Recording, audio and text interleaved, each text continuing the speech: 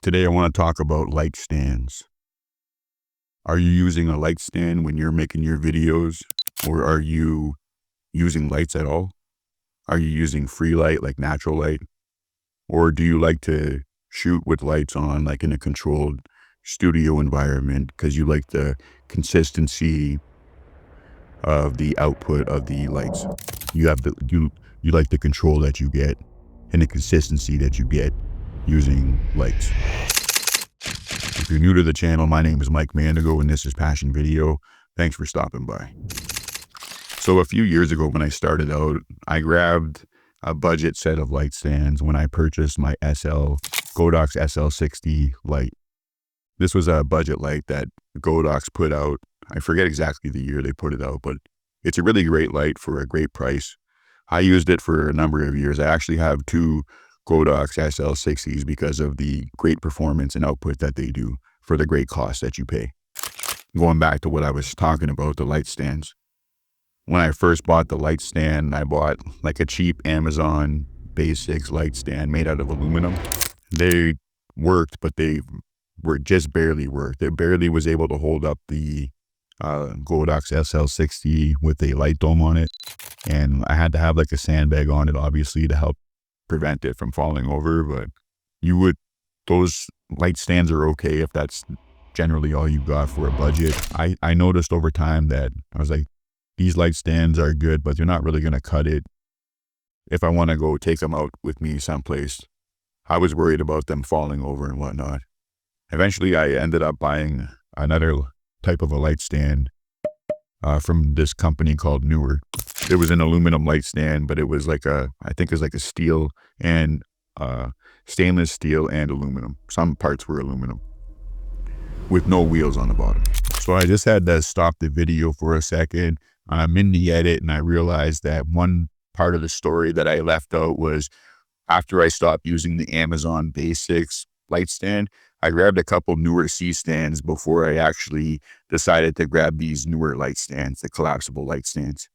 I like using the Neewer C stands. They were good for like getting like top down shots and blocking light and using like negative fill and stuff like that. The only thing is sometimes they are cumbersome because of the size and the setup and traveling. And also you're going to be needing to use like sandbags a lot when you're using the C stands. So eventually that's when I decided to try to get these Neewer collapsible foldable light stands to have in place of that to make it a little bit easier when traveling. Anyhow, now that that part of the story is back in place, let's get back to the video. Now, these were a major step up from the first light stands that I purchased. They were so good. In fact, I ended up buying a few of them. I have 5 total. So I have 3 that are the same, and then the 2 have like a boom arm. If you notice above me, there's a light that I'm using for my rim light. It's the Amaran P2C, I believe it's called. But I have that held up with the boom. If I kind of come over here a little bit, you'll get to see right now, there's the pole behind me. That's the boom arm. It's basically like on the light stand. There's a mechanism on the arm that allows you to turn it to whatever angle you want, and then you can tighten it and you're able to extend it out. I think upwards of like 8 feet, but I'm not 100% positive on that. But then you use a combination of sandbags on the end of the opposite end of whatever you're lighting, and then use a sandbag on the bottom as well. Just a counter, so you have a counterweight, so it's not going to tip over and be a danger. Just checking to see if I'm in focus. Right now I'm filming with the 35 millimeter Nisi Athena prime lens on the Sony FX3. So it's a cinema lens, and because it's a cinema lens, it's manual focus. I'm not using a focusing system or anything. I'm just had the manual focus dialed in. And going back to the light stands. Eventually, I seen some creators on YouTube that I follow.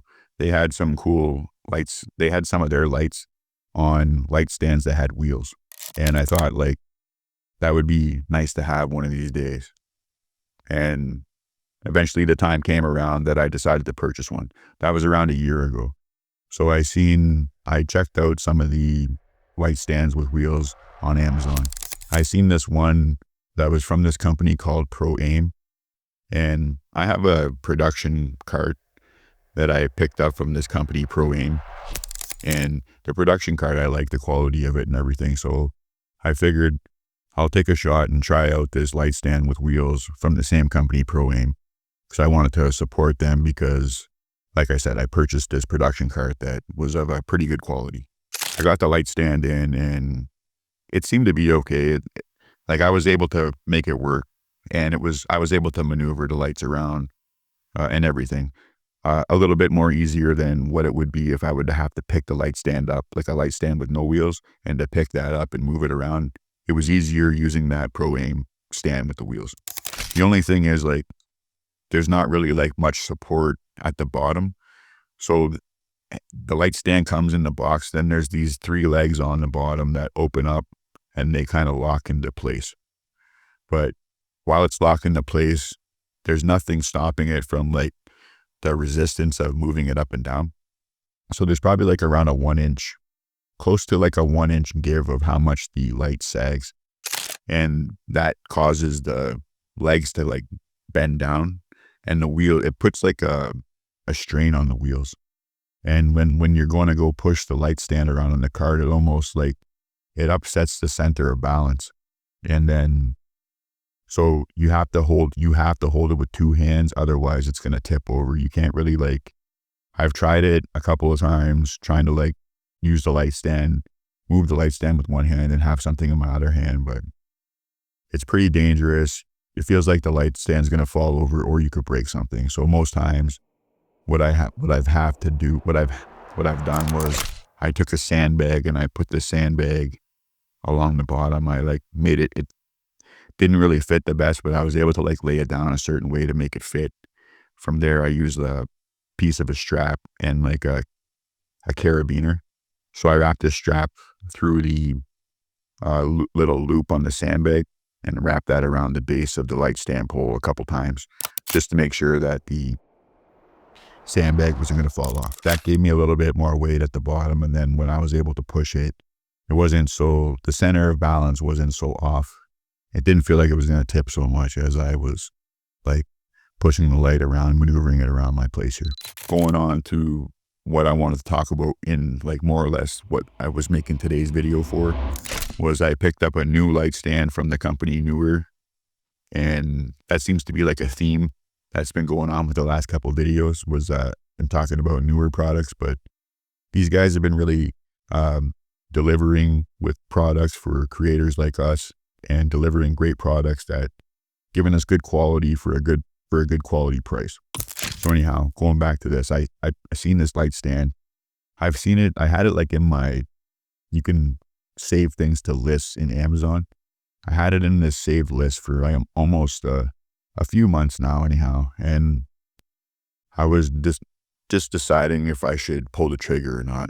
Anyhow, I guess around a week ago, I decided to go ahead and just grab it to test it out and see if there would be a big difference in the maneuverability of this light stand compared to the one that I'm already using right now. Let me tell you, there was a pretty big difference. As soon as I like opened it up and did the unboxing and took off the plastic and whatnot, and then I had a look at how the mechanisms were going to work, like how you were going to pull the legs down and everything, it's far superior than the Pro Aim one. I believe I paid a little over $200 for the Pro Aim one, and this one, I believe it came to like $180. There was a coupon that I was able to reduce the price by $30. At the time, when you're trying to look this up, if you're interested in grabbing one for yourself, there might be a coupon that you could apply to your purchase to get your price reduced. But yeah, the quality of this newer light stand with the wheels is far superior than the Pro Aim light stand that I've been using for the last year. I'm still going to keep the Pro Aim light stand as another light stand just to have around. Like I said, it works okay. You just have to be careful how you're moving it around.